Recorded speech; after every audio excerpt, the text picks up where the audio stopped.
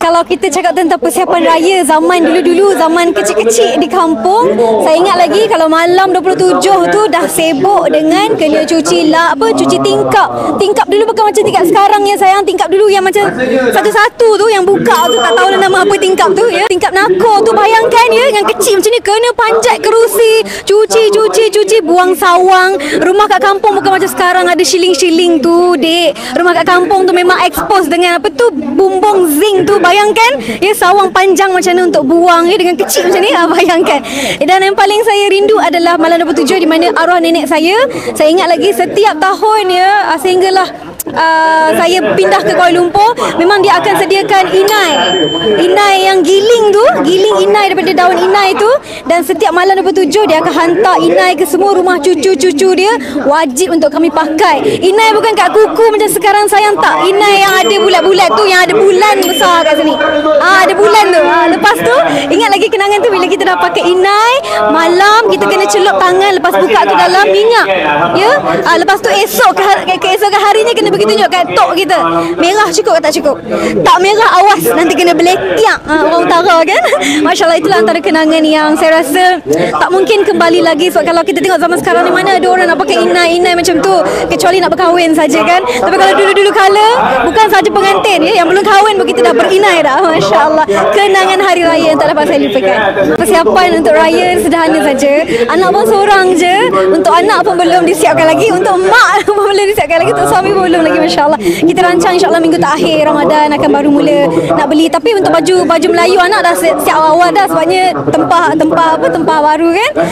Untuk rumah baru pula, Masya Allah, sebenarnya tak sempat lagi nak decorate rumah tu. Renovation pun tak sempat jalan. Nampak gayanya tidaklah kita beraya di rumah baru di Pulau Pinang. Kita beraya di rumah mak mentua je dekat Pulau Pinang. Itulah bila makin meningkat usia ni, kita makin sibuk dengan kerja dan sebagainya. So raya ni kita tidaklah beria sangat macam zaman kita muda-mudi dulu, bersederhana. Yang penting sekali adalah balik untuk berjumpa dengan orang-orang yang lebih tua, adik-beradik kita di kampung. Sebabnya pada saya, raya ni lah antara event di mana kita dapat berkumpul dengan saudara mara jauh ataupun dekat.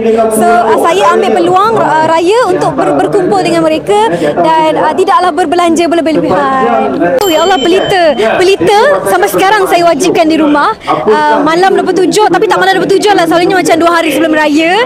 Saya pun educate anak saya, Arif Zikri. Yalah, anak kita baru nak mengenal tentang celebration raya dan sebagainya.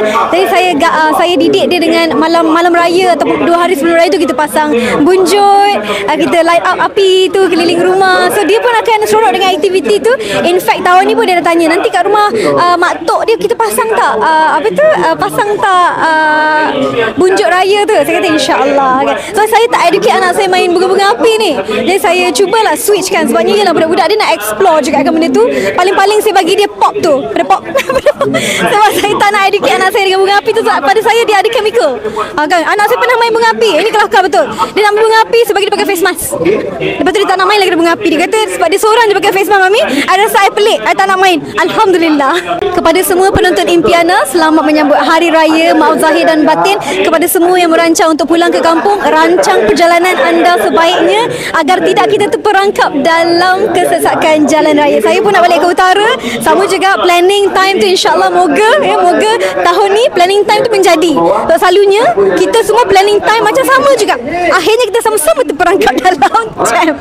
Berhati-hati bawa kereta, ya, bersabar. Ya, bulan Ramadan ni memang kadang-kadang kesabaran kita juga diuji, bersabar. Dan yang paling penting kita selamat sampai, safety come first insya-Allah. Selamat Hari Raya.